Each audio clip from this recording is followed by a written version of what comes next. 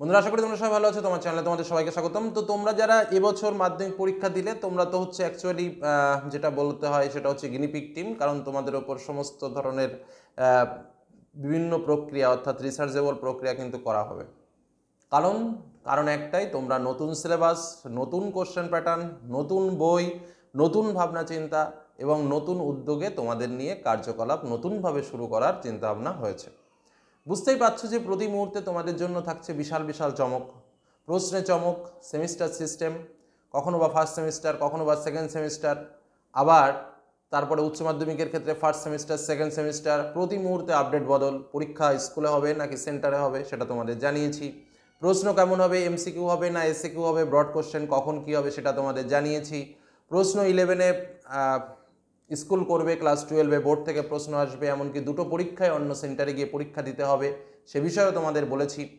এবার আজ এই আলোচনার মধ্যে আরও একটা নতুন বিষয় তোমাদের সামনে উত্থাপন করার চেষ্টা করছি, যেটা হচ্ছে এর আগে আমাদের যে বিষয়টা হতো মার্কশিট দেওয়া হতো। মার্কশিটে কিন্তু স্বাভাবিকভাবে কী দেওয়া থাকতো, সাবজেক্ট, কত নম্বর পেয়েছো, গ্রেড, অর্থাৎ তোমার সার্টিফিকেট, তোমার গুরুত্বটা দেওয়া ছিল যে তুমি কত পেয়েছো, তুমি ওই সাবজেক্টে কত নম্বর পেয়েছো সেটা দেওয়া ছিল সার্টিফিকেটে। কিন্তু এবারে যে সার্টিফিকেটটা তোমরা হাতে পাবে সেটা একটু অন্যরকম হতে চলেছে। কারণ আমাদের স্কুলে ধরো যেমন হয়, আমরা ছোটবেলায় যদি ভাবনা চিন্তা করতাম, ধরো আমি একটু গল্পের মতো করে তোমাদের বোঝানোর চেষ্টা করছি, তার কারণ বিষয়টাকে বলা হচ্ছে পার্সেন্টাইল। তো এই পার্সেন্টাইল যদি তোমাদের বলি, তোমরা বিষয়টা বুঝবে না যে স্যার পার্সেন্টাইলটা কি।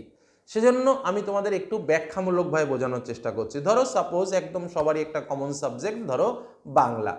তো বাংলাতে ধরো তোমরা 10 জন পরীক্ষা দিয়েছো, 10 জনের মধ্যে কেউ 40 পেয়েছো, কেউ 50 পেয়েছো, কেউ 60 পেয়েছো, কেউ 70 পেয়েছো, কেউ 80 পেয়েছো, কেউ 90 পেয়েছো, এইরকম ধরো নম্বর পেয়েছো, হায়েস্ট 90 নম্বর পেয়েছো। এইবার তার মানে কি, হায়েস্ট যে 90 নম্বর পেয়েছে সে কিন্তু অ্যাকচুয়ালি হায়েস্ট পেয়েছে, অর্থাৎ সে কে, তোমার ওই 10 জনের মধ্যে সে হচ্ছে ফার্স্ট। এটা তো সবাই বুঝতে পারছো। তো যে ফার্স্ট হচ্ছে তাকে 100 নম্বর দেওয়া হলো, অর্থাৎ সে 100% পেল। বোঝা গেল কি বললাম? মানে টোটাল পরীক্ষার ভেতরে ধরো বাংলা পরীক্ষায় তুমি 90 পেয়েছো, তাহলে বাংলা পরীক্ষায় 90 পেয়ে তুমি ধরো হায়েস্ট পেয়েছো, তাহলে তোমার পার্সেন্টাইল কত, 100, মানে 90 = 100। বোঝা গেল কি বললাম? এবার ধরো তুমি 60 পেয়েছো, তাহলে 90-তে যদি 100 হয় তাহলে 60-এর মধ্যে কত হবে? বোঝা গেল কি বললাম? এবার প্রশ্ন হচ্ছে তাহলে 60-এর মধ্যে কি হবে, একটা ভ্যালু বেরোবে, একটা নিশ্চয়ই কম বেরোবে, বা মানে এই হলো মূল বিষয়। মানে 100% হলো তাকেই দেয়া হবে যে সব থেকে টপ মার্কস পেয়েছে সেই সাবজেক্টে, প্রত্যেকটা সাবজেক্ট ওয়াইজ থাকবে। এবার কথা হচ্ছে স্যার এটা কেন করা হচ্ছে? কারণ আগে যখন আমরা মার্কশিট দিতাম তখন তোমার র্যাঙ্কটা কিন্তু খুঁজে পাওয়া যেত না। অর্থাৎ ধরো টোটাল যে সিস্টেম, সেই সিস্টেমে ধরো আমরা পরীক্ষা দিলাম 10 লক্ষ ছাত্রছাত্রী। এবার 10 লক্ষ ছাত্রছাত্রীর মধ্যে তোমার র্যাঙ্কটা কত সেটা যদি আমি বিচার করতে চাই, বা তুমি কত পার্সেন্টাইল পেয়েছো, তুমি কততম, সেটা তো বের করা সম্ভব ছিল না। কিন্তু এই নতুন ব্যবস্থায় কিন্তু এটাও বের করা সম্ভব হবে। বোঝা গেল কি বললাম? অর্থাৎ কত পার্সেন্টেজ তুমি পেয়েছো এবং তোমার র্যাঙ্ক, টোটাল পার্সেন্টাইলের পরিমাণটা কত, তার উপরে বেস করেই বলে দেওয়া যাবে যে তোমার র্যাঙ্ক কত হয়েছে ওই 10 লক্ষ ক্যান্ডিডেটসদের মধ্যে। এই কথাটা কিন্তু আমার কথা নয়, একদম উচ্চ মাধ্যমিক শিক্ষা সংসদ সভাপতি নিজস্ব উক্তি। তার কথাগুলো তোমাদের সামনে একটু শুনিয়ে দিই, বিষয়টা আরও পরিষ্কার বুঝতে পারবে। মানে আমি চেষ্টা করলাম একটু বোঝানো, খাতা কলমে বোর্ডে বোঝালে আর একটু ভালো হয়। ভবিষ্যতে চেষ্টা করব বোর্ড ওয়ার্কিং করে আরও ডিটেলস বুঝিয়ে দেওয়ার। একাদশ দ্বাদশে এবছর থেকে সেমিস্টার পদ্ধতিতে পরীক্ষা হবে, সে কথা আগেই জানিয়ে দিয়েছে উচ্চ মাধ্যমিক শিক্ষা সংসদ। এবার ঠিক হয়েছে নম্বরের সঙ্গে পার্সেন্টাইলও দেওয়া হবে। সংসদের সভাপতি চিরঞ্জীব ভট্টাচার্য বৃহস্পতিবার বলেন, 2026 সালে যারা উচ্চ মাধ্যমিক পরীক্ষা দেবে, মানে তোমাদের থেকে শুরু, তাদের মোট নম্বরে পার্সেন্টাইল যেমন দেওয়া হবে সেরকম বিষয়ভিত্তিক পার্সেন্টাইলও দেওয়া হবে। অর্থাৎ প্রত্যেকটা সাবজেক্টে কত পার্সেন্টাইল নম্বর এবং টোটালের ওপরে তোমার র্যাঙ্কিং কত সেটাও কিন্তু দেওয়া হবে। চিরঞ্জীব জানান, পার্সেন্টাইলের মাধ্যমে একজন পরীক্ষার্থী মেধা তালিকায় তার অবস্থান পরিষ্কার করে বুঝতে পারবে।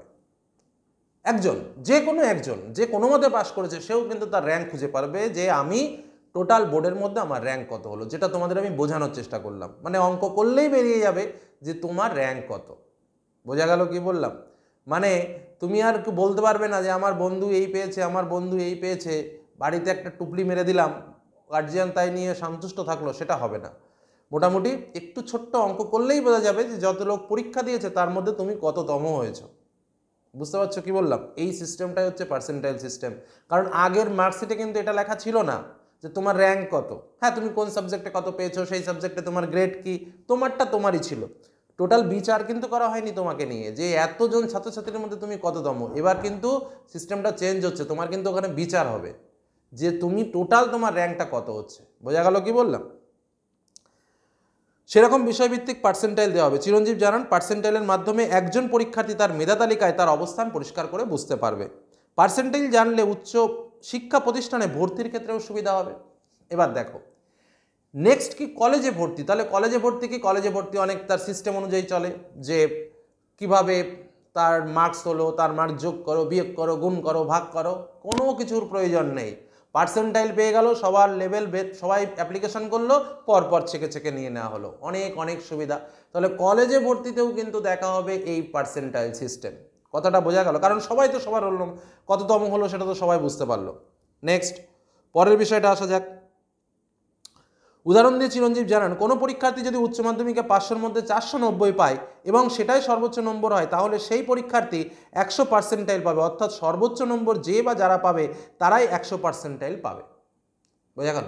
এবার ধরো সর্বোচ্চ নম্বর পেল 20 জন, তাহলে 20 জনই 100 পার্সেন্টাইল হলো। বোঝা গেল কি বললাম? যাই হোক, মানে যে হায়েস্ট সে 100, এটা হলো ব্যাপার। যে 100-তে 100 পেলেই 100 পার্সেন্টাইল, সেটা কিন্তু নয়। বিষয়টা বোঝার চেষ্টা করো কিন্তু, ঠিক আছে? আচ্ছা, অর্থাৎ সর্বোচ্চ নম্বর যে যারা পাবে তারাই 100 পার্সেন্টাইল পাবে। আর ওই একইভাবে কেউ যদি 490 নম্বর পায়, তাহলে সেইভাবেই তার ক্যালকুলেশন বা সমাধান বের হবে। চিরঞ্জীবীদের দাবি, কেউ 98% নম্বর পেলেও বোঝার উপায় নেই যে অন্য কোনো পরীক্ষার্থী 99% নম্বর পেয়েছে কি না। পার্সেন্টাইল দেখলে সেই বিভ্রান্তি থাকবে না। সংসদ সভাপতির কথায়, কেউ পদার্থবিদ্যায় 100 পার্সেন্টাইল পেলে বোঝা যাবে সেই পদার্থবিদ্যায় সব থেকে বেশি পেয়েছে। সারা বিশ্বে তাবড় পরীক্ষায় এখন মোট নম্বরের সঙ্গে তাই পার্সেন্টাইলও দেওয়া হয়।